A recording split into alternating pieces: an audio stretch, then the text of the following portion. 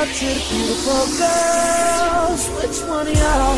Hey girl, hey girl, hey girl, hey girl. Okay, so you're here today to lend your support to the Damilola Taylor Trust. Yes. How did you get involved? Well, actually, we were coming out here to do some promo as well as a couple shows. And I wanted to take time to lend my voice to something special, so I had my management team, research what was going on out here, where I could effectively speak to my people, and what they're doing is amazing, and even from 10 years ago when the foundation started with Trust, to where they are now, even though it was initially about knife violence, to see where they've come and the things that they're doing.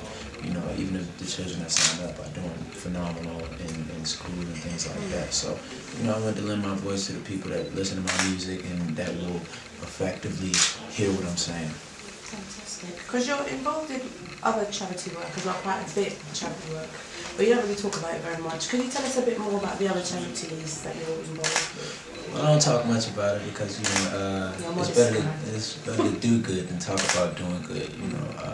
And especially since I hooked up with Kevin Lives, like it's been even more of a focus in my career, in my life. As a singer, I got into this to perform and to do what I love, and there's a lot of young people that look up to me. And the fact that my voice carries a lot of weight is amazing to me, that little Tremaine from Petersburg, Virginia can affect so many people. We just recently did an International Angels with Heart Day, and what Angels with Heart is actually an initiative that my angels take, Trey's Angels. They actually go out and they feed a family, tutor a third grader, tutor a fifth grader, adopt a family, things like that. And I've had an organization entitled Songs for Peace for years now, where we just install the thought process in the youth that being mediocre is not okay. Just being a product of your environment is very easy to do. That's what probably happens to most children, just being whatever they're surrounded by. So, if my voice can help them go another way, I love to use it that way. Okay. You're back here again in April, and your tour the last time you were here sold out completely and never spent on time, and everybody was crazy.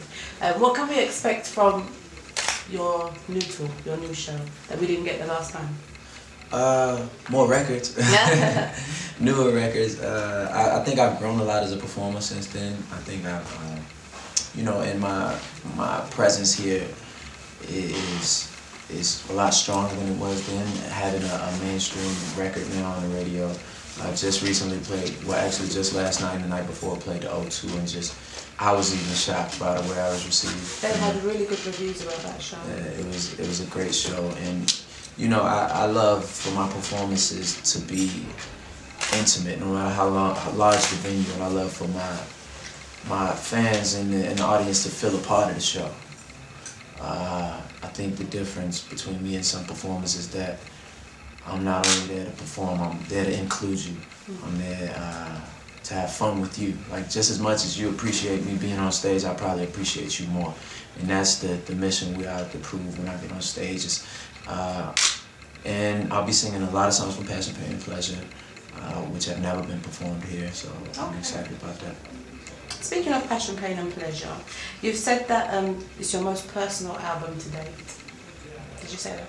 I did say that. Just checking. Why is that? Just at the space I'm in as far as creative control in my career, to be able to make the songs that I want to make from the beginning to the end of an album. Furthermore, just this time in my life, I'm more of a man than I've ever been. Each album I've made before this, you've witnessed basically me grow from a young man to a man.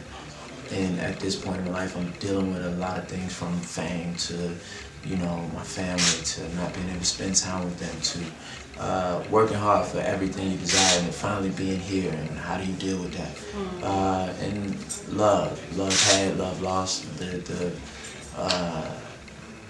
the inability to maintain a relationship at this point in my life because I'm chasing my dreams.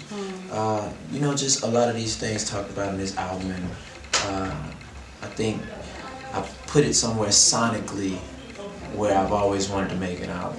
you know, where the music is truly what I love. Not to say that I haven't loved my albums before this, but this one I love to death. And with that being said, I'm about to work on another one. We're just going to talk about the other one, but we'll get to that in a minute. You've talked about how you've evolved, and you've kind of evolved into kind of a, I don't want to say sex symbol, but you have. So how do you cope with like being a young guy and having so much female attention and women throwing it? It's a big responsibility and it's a lot of pressure. How do you deal with that? Like, well, I just live my life like a regular dude. Okay. You know, even though I may not be too regular to a lot of people, it's very hard for me to think of myself as anything but Tremaine Nelson. You know, so no matter how many women adore me, or you know how many fans I have, or how many records I sell, or how expensive my clothes are, the watch I wear, any of that. It's more about the qualities that are within me that keep me humble, and the people around me that are very honest with me and very loving, you know, and because it's very easy to lose your mind, and lose your mind, lose your heart, lose a lot of things. A lot of people sell their souls to get this, and that's something I never want to have. So the more success I attain, I'm actually more humbled by it. So you're not fazed by all the screaming girls and the groupies? I'm good, baby. Okay.